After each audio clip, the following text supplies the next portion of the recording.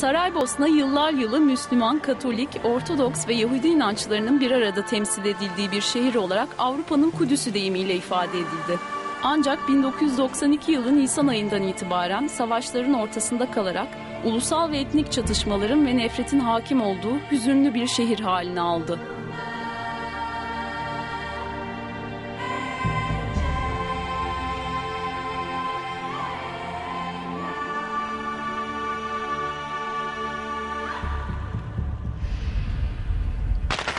...92 ve 96 yılları arasında Saraybosna kuşatma altında kaldı. Sırp ordusu ağır silahlarla başkenti abluka altına aldı. Çatışmalarda açılan ateşin hedefinde çok sayıda sivil vardı. 96'da sona eren kuşatmanın bilançosu ağır oldu. 11 bin Saraybosnalı hayatını kaybetti, binlercesi yaralandı, yurdunu terk etmek zorunda kaldı. Saraybosna, Bosna Hersek gibi kendi içinde etnik gruplara bölündü.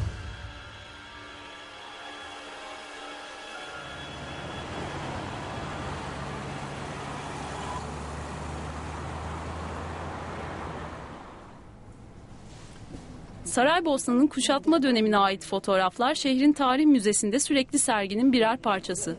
Saraybosnalıların savaş dönemini nasıl geçirdiğine tanıklık eden kareler, kuşatmayı ve Birleşmiş Milletler'in ambargo sürecinde yaşanan açlığı ve sefaleti gözler önüne seriyor.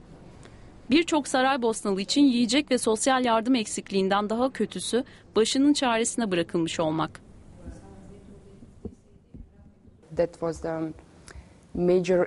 Genel bir kanı ya da suçlama, Saraybosna'nın kendi kaderine terk edildiği yönünde oldu.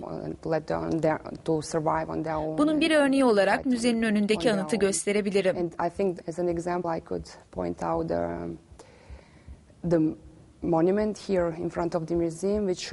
Kuşatma esnasında bağışlanan konserveleri İKAR'ın gönderdiği et kutusunu betimliyor.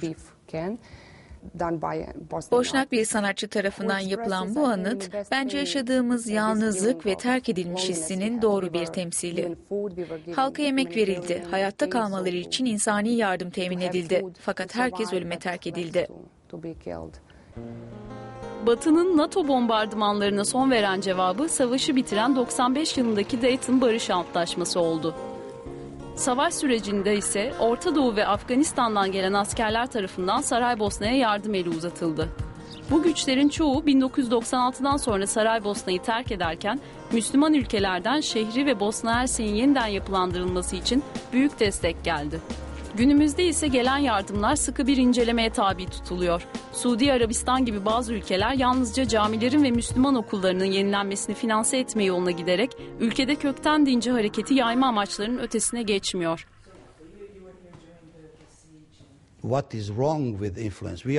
Etkilenmenin nesi kötü? Burada herkesten etkileniyoruz.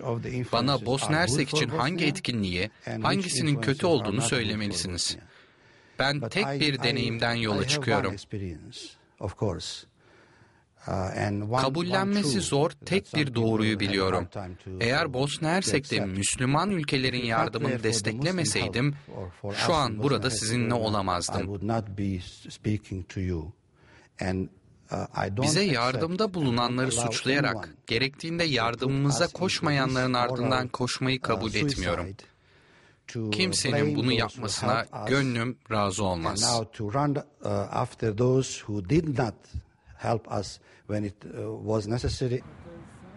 Günümüzde Saraybosna nüfusunun %80'inin Müslüman olduğu tahmin ediliyor.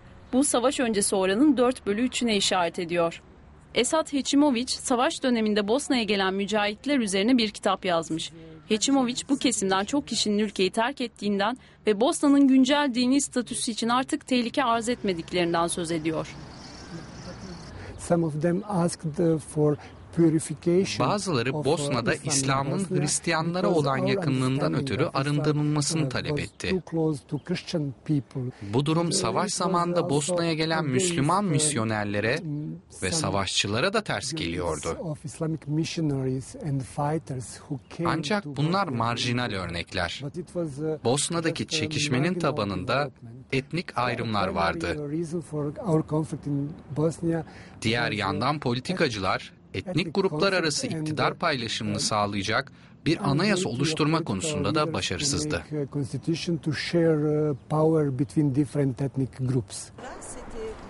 Jovan Divjak, savaş çıktığında Yugoslav ordusunun generallerinden biriydi. Bosnalı Sırplarla Boşnakların şehri kontrol altına almak için nerede çatıştıklarını anlatıyor.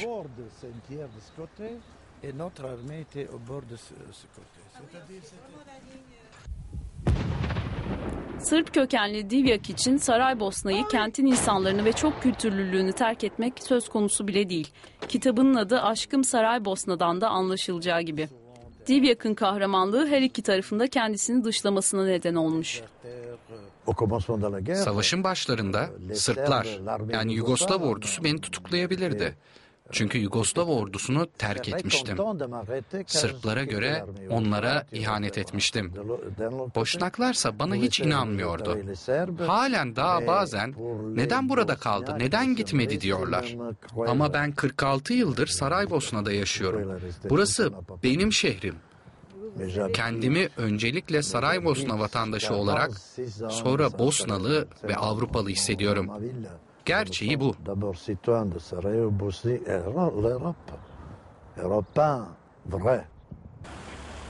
Sırp kökenli Svetozar Pudarić de kuşatma döneminde Saraybosna'da kalanlardan. Şehir abluka altındayken bir sniper tarafından yaralanmış.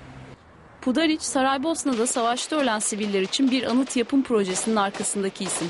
Saraybosna ruhunun ölmediğini fakat yara aldığını, yeniden barışın ancak iki tarafın kurbanlarının da anılması halinde gerçekleşeceğini öne sürüyor. Siyasi amaçlar için her yola başvuruluyor. Kültürel ve dini farklılıklar toplumu bölmek için kullanılıyor. Bunlar sadece bahaneler, küçük hesaplar, yalanlar. Her şeyin temelinde hırs yatıyor. Saraybosna kuşatmasının başlangıcından bu yana 20 yıl geçerken etnik bölünme üzerine kurulu politikalar kentin 400 binlik nüfusu için halen acıya işaret ediyor. Elma Dizdar kuşatma döneminde üniversite öğrencisiyken şimdi bir öğretmen. Bugün en büyük sorunun ise okullarda Bosna Hersek'in tarihinin öğretilmemesi olduğunu söylüyor. Aslında tarihin bu kısmı ile ilgili, bu özel kısmı ile ilgili son savaş ve çatışmalara dair hiçbir bilgi verilmiyor. Çünkü öğrencilere bunun nasıl anlatılması gerektiği konusunda bir uzlaşmaya varılmadı. Bence en azından bazı yaşanmış olaylardan bahsetmek gerekiyor. Bu gerçekleri öğrenmek çocukların hakkı.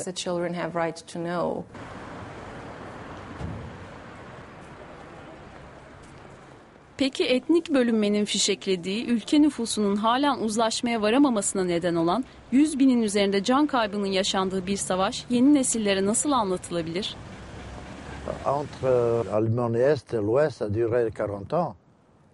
Bu Doğu ve Batı Almanya arasında 40 yıl sürdü.